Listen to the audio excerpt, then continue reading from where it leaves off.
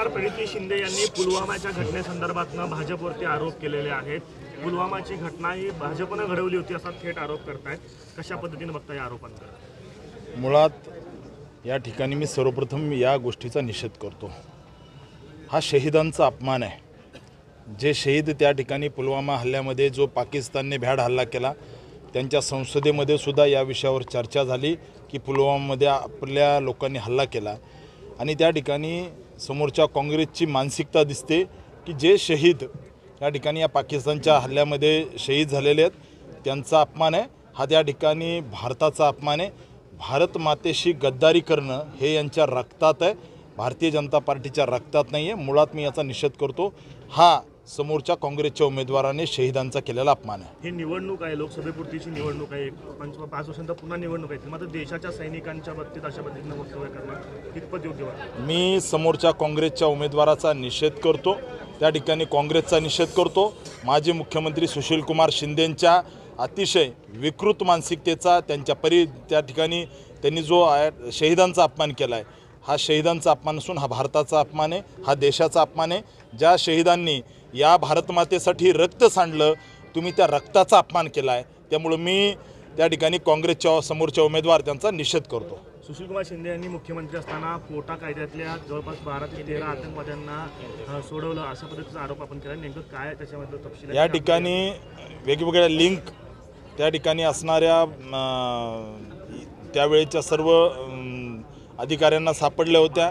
अतिरेकी लिंकिंग या वेगवेगळ्या अतिरेक्यांच्या सोलापूरमध्ये सापडल्या होत्या। त्यांच्यावर कारवाई करणार होते, परंतु स्वतःच्या सत्तेचा वापर करून ज्या सोलापूरमध्ये ही सिद्धरामेश्वराची भूमी आहे आणि या ठिकाणी देशाशी गद्दारी करणाऱ्या 12 अतिरेक्याला वाचवायचं काम या काँग्रेसच्या नेत्यांनी केलेलं आहे। त्यामुळं मी यांची मानसिकता, यांची असणारी विकृत मानसिकता आणि या सगळ्यांचा निषेध करतो। आणि पुलवामा हल्ल्याबद्दल जो आरोप त्या ठिकाणी समोरच्या काँग्रेसच्या उमेदवारांनी केलेला आहे, हा भारतीय जनता पार्टीवर नाही आहे। जिथं देश येतो तिथं आम्ही सर्व सोडतो आणि या देशाशी त्या ठिकाणी इथल्या जवानांनी जे काही देशासाठी रक्त सांडलं आहे त्याचा अपमान या समोरच्या काँग्रेसच्या उमेदवारांनी केला व्हायला पाहिजे, रामावर नाही तर कामावर व्हायला पाहिजे अशा पद्धतीनं विरोधक म्हणतायत।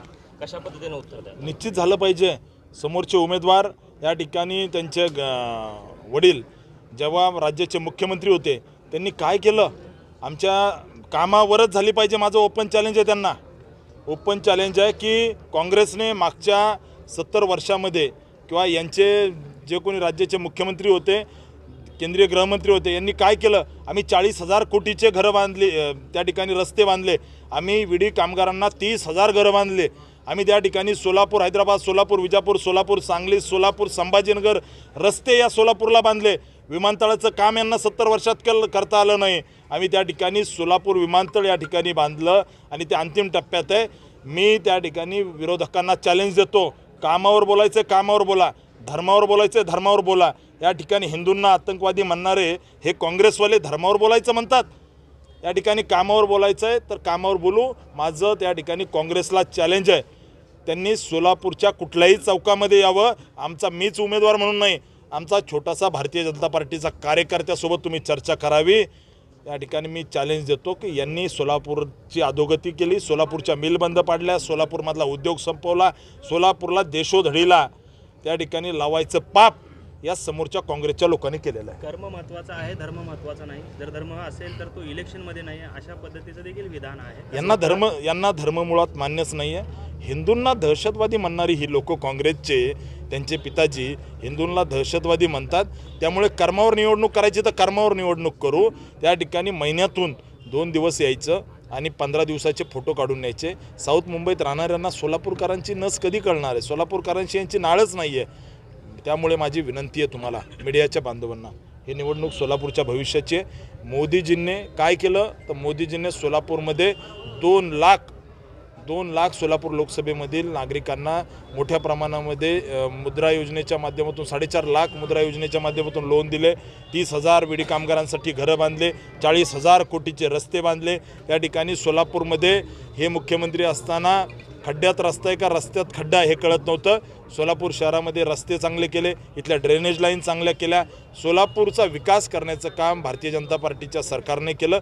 ही निवडणूक मोदीजींची आहे. इथं उमेदवार राम सातपुते नाही आहे तर नरेंद्र मोदी आहेत, म्हणूनच सोलापूरकर मतदान मोठ्या प्रमाणात करते. भाजपाने 10 वर्षात भाजपाच्या खासदारांनी काय काम केलं आणि महत्त्वाचं म्हणजे जर भाजपाच्या खासदाराने संसदेत बोलला असतं तर अक्कलकोटला पाणी मिळालं असतं असं देखील विरोधक म्हणतात. याकडे मी स्पष्ट सांगतो की ते ज्या रस्त्याने अक्कलकोटला गेले ना तो रस्ता आमच्या खासदाराने केला. परवा मंगळवाड्याला ज्या रस्त्याने त्या गेल्या ना मंगळवेढ्याला तो रस्ता आमच्या खासदाराने केला. ते सोलापूरमधून ज्या गल्लीबोळातून फिरतात ना ते जे रस्ते झालेत ना ते आमच्या खासदाराने केलेत. आमच्या खासदाराने काय केलं? जयेश दर्बी कलेक्शन कॉटन, लिनन यासह अनेक ब्रँडेड कंपन्यांच्या सुटिंग शर्टिंगसाठी जयेश दर्बी कलेक्शन, 7 रस्ता मोदी पंकाविरी जवळ सोलापूर. सोलापुर के इतिहास में पहली बार छोटे फंक्शन के लिए हॉल रेंट होगा 0 रुपए। स्पाइस एंड आइस इवेंट्स की सुपर सेवर ऑफर। कोई भी छोटे फंक्शन के लिए आज ही संपर्क करें स्पाइस एंड आइस इवेंट्स।